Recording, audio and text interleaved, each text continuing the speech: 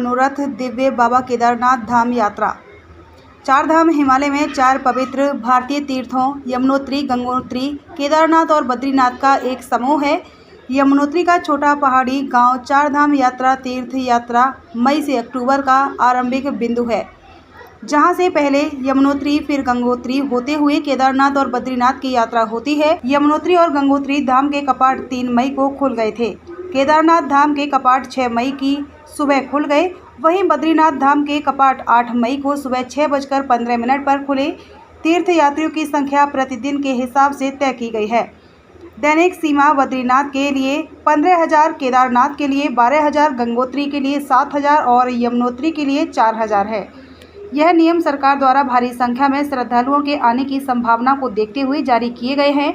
गौरीकुंड पहुंचने के बाद वहां से केदारनाथ के लिए 16 किलोमीटर की पैदल यात्रा के लिए हम तैयार हुए।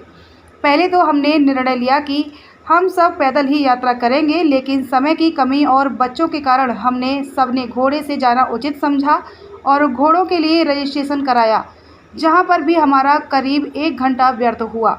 उसके बाद हम घोड़े पर सवार होकर केदारनाथ की यात्रा के लिए आगे चले।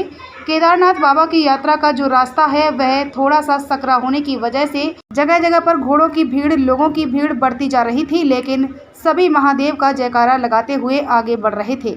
सबके मन में उत्साह था महादेव से मिलने का और महादेव की धुन में सब आगे बढ़ते जा रहे थे, जैसे मानो उनका डर खत्म हो गया हो। रास्ते में हमें बर्फ मिलना शुरू हुई। पहाड़ों पर पहले से जमी हुई बर्फ और बहते हुए झरने देखने को मिले। हम मंदिर की तरफ पहुंचे। सबकी खुशी का ठिकाना नहीं था। हम सब ने मंदिर के साथ अपनी अपनी तस्वीरें कैमरे में कैद की। 15 से 20 मिनट बाद लाइन में लगकर हमें बाबा केदारनाथ के दर्शन हुए।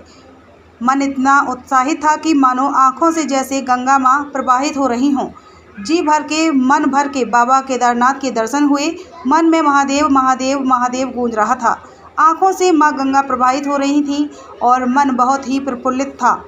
बहुत अच्छे से दर्शन हुए बाबा केदारनाथ के। बाबा केदारनाथ के दर्शन कर हम मंदिर प्रांगण में निकले और भीमशिला की ओर बढ़े।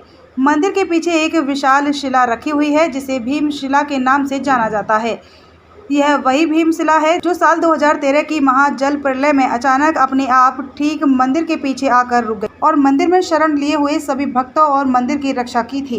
कहा जाता है कि महाराज भीम इस मंदिर के रक्षक के रूप में आज भी इस शिला में विद्यमान हैं। दुर्गा प्रसाद शुक्ला की रिपोर्ट।